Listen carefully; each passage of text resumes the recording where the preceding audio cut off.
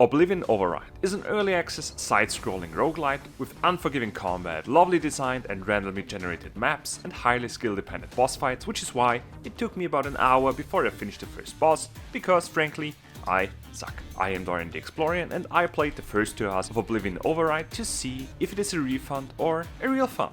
Starting off without any explanation on who we are, we get a brief tutorial on how the controls work and instantly find ourselves running up walls, slashing down enemies and dodging their attacks. These dodges are limited by a number of charges, which can be enhanced just like every other ability, more on upgrades in a minute. Armed with a basic attack combo and one special ability, we explore the randomly generated map until we find the area's end boss or a dust-filled sandwich of which we take a bite. Once the health bar drops to 0, we will be transported and regenerated in a base, with a couple of characters explaining a bit more about the mysterious story and offering us valuable upgrades through a passive talent tree by unlocking new weapons or area-specific enhancements.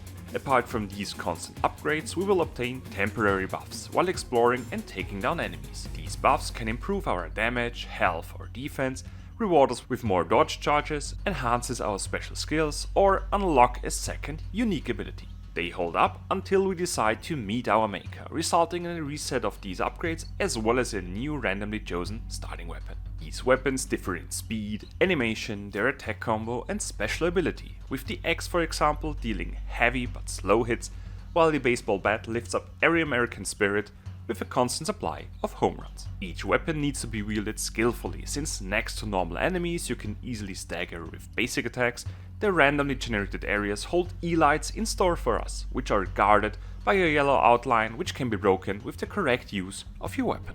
After taking down the end boss of an area, we are not only rewarded with useful currencies and a meeting with a huge Gundam, but the unlocking of new areas as well. These new areas come attached with new enemy variations, music and ways to explore, like this tube-filled map, which a certain Italian plumber would instantly feel at home.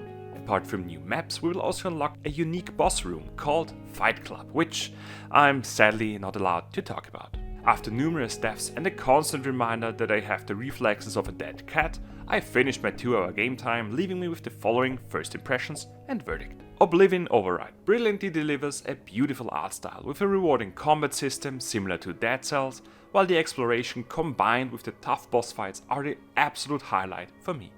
Apart from a weaker onboarding process and a not very memorable soundtrack, the game shows no real weakness, leaving me with the verdict that Oblivion Override is a real fun instead of a refund. Would you agree with my verdict? Let me know in the comments, like, share and subscribe to my channel, and have a great day or evening.